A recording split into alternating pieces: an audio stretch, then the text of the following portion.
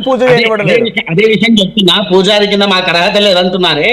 వీరు చెప్పిన అదే తిరుమల తిరుపతి దేవస్థానంలో ఇప్పుడు ఆయన లేరు, స్వర్గస్థులు అయ్యారు, కావాలంటే చూసుకోండి.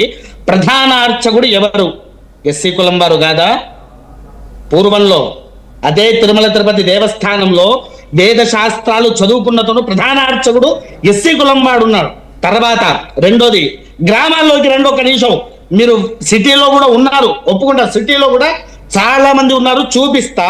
బ్రాహ్మణులు కాకుండా ప్రతి ఒక్కరు, ఎస్సీల దగ్గర నుంచి ప్రతి ఒక్కరు మన సనాతన ధర్మాన్ని పాటిస్తూ పూజారి తత్వం చేసే వాళ్ళను నేను 100 మందిని చూపిస్తా అండి. 100 మంది నేను చూపిస్తా.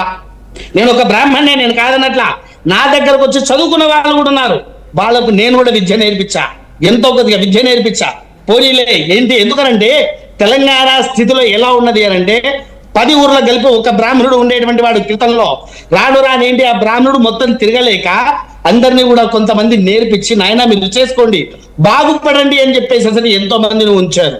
ఇది కాదని ఎవరితోనన్నా చెప్పించండి. మొత్తం ఎంతసేపు బ్రాహ్మణులు బ్రాహ్మణులు బ్రాహ్మణులు అంటున్నారే, బ్రాహ్మణులు ఏంటంటే అసలు మీ దగ్గరకు వచ్చారా? ప్రతిసారి మీ దగ్గరకు వచ్చేసి మీతో గొడవ పెట్టుకుంటున్నారా? లేకపోతే ప్రతి ఒక్కరి ఇంట్లోకి వెళ్ళి నేను బ్రాహ్మణ్ణి, నేనే పూజ చేయాలని ప్రతి ఒక్కరి దగ్గర వచ్చి గొడవలు పెడుతున్నారా? ఎప్పుడేం చెయ్యట్లేదే. పోనీ అలానే అంటున్నారు కదా, అదే బ్రాహ్మణ్ణి నడి రోడ్డు మీద ముస్లింలు అందరు కలిసి వరంగల్లో సాయిబాబా దేవాలయం దగ్గర మరి చంపేసినప్పుడు ఏ ఒక్కరు రాలేదే మాట్లాడడానికి? పోనీయండి, ఇంకో బ్రాహ్మణ్ణి నడి రోడ్డు మీద పట్టుకెళ్ళే వేరే కులస్తులే, క్రైస్తవులే నానా విధమైన చిత్రహింసలు చేశారు, ఏ అప్పుడు వచ్చి మాట్లాడలేదు? పోనీ రాజ్యాంగం రాయాలి రాజ్యాంగం రాయాలంటున్నారు. ఎక్కడండి రాజ్యాంగం? రాజ్యాంగంలో మరి నచ్చిన వాడే సీఎం కావాలి, నేను రాస్తున్న రాజ్యాంగం అనుకుందాం. నచ్చిన వాడు సీఎం కావాలంటే వాడు అవుతాడా? దేనికైనా కొన్ని సిద్ధాంతాలు, కొన్ని పద్ధతులు మనకున్నాయి. మన భారతదేశానికి ఉన్నటువంటి గొప్పతనం అది. క్రైస్తవుల మీద చూడండి అయ్యా, ఇక్కడ వాళ్ళు చెప్తున్న అంశం ఏంటంటే, నిశాంత్ శర్మ గారు మీరు అంటున్న పద్ధతులను రాసింది ఎవరు? ఆ పద్ధతులని ఇలాగే ఉండాలని రచించింది ఎవరు? ఆ పద్ధతులని పాటించమని చెప్పింది ఎవరు? నిశాంత్ శర్మ గారు ఆ పద్ధతులను రాసింది ఎవరు? ఆ పద్ధతులని పాటించమని చెప్పింది ఎవరు?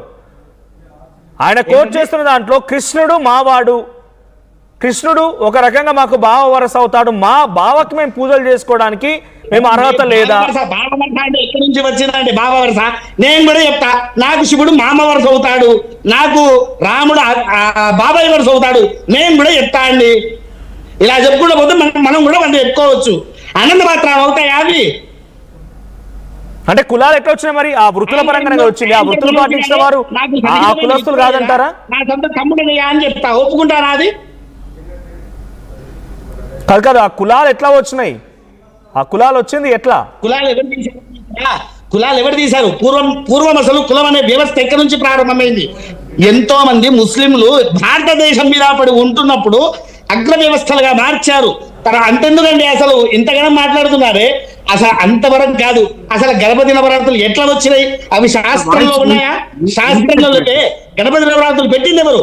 పూర్వంలో ఇదే కుల వ్యవస్థలు జరుగుతూ ఉంటే ఎంతో మంది ముస్లిం సోదరులు వచ్చేసేసి సంహరిస్తూ ఉంటే, దానివల్ల మరణించిన బ్రాహ్మణులు కూడా ఎంతో మంది ఉంటే, దాంట్లో నుంచి కాపాడడానికి ఇదంతా తీసుకొని వచ్చింది. అప్పుడు తీసిన రాజ్యాంగం ఇదంతా. రైట్, ఒక్కసారి మీరు హోల్డ్ లో ఉండండి, నేను కృష్ణ గారితో కూడా మాట్లాడతాను. కృష్ణ గారు వినిపిస్తోందా?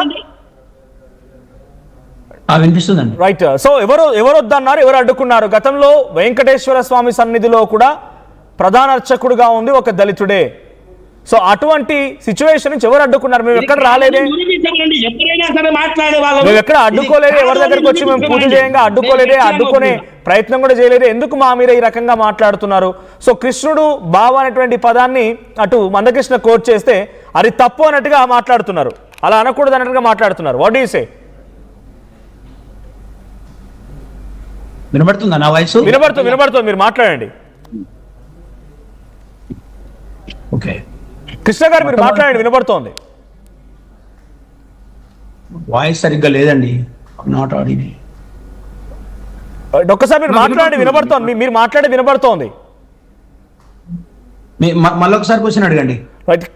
మందకృష్ణ మాదిగా మాట్లాడిన మాటల్లో శ్రీకృష్ణుడు మా బావ అనేటువంటి పదాన్ని ఉపయోగిస్తే అలా అనకూడదు. అప్పుడెప్పుడో జరిగిందని అలా చెప్పుకుంటారు. అట్లా అంటే మా శివుడు మా మామ అని చెప్పి మేము చెప్తాం, అట్లా అవుతారా అని చెప్పి నిశాంత్ శర్మ గారు అంటూనే, గతంలో వెంకటేశ్వర స్వామి సన్నిధిలో ప్రధాన అర్చకుడుగా ఉంది ఒక దళితుడు, ఎక్కడ మేము అడ్డుకోలేదే, ఎవరిని పూజ చేయగా అడ్డుకోలేదే, ఎందుకు ఈ రకంగా ఒక కాంట్రవర్సీకి తెరలేపుతున్నారు అంటున్నారు ఆయన. ఇందులో ప్రధానంగా 2 విషయాలను మనం చూడాలి. ఒకటి, మందకృష్ణ మాదిక్ గారు చేసినటువంటి కామెంట్స్ ఏవైతున్నాయో అందులో 100% ఒక కాన్స్పిరసీ దాగి ఉంది, కుట్ర దాగి ఉంది. కాబట్టి కృష్ణ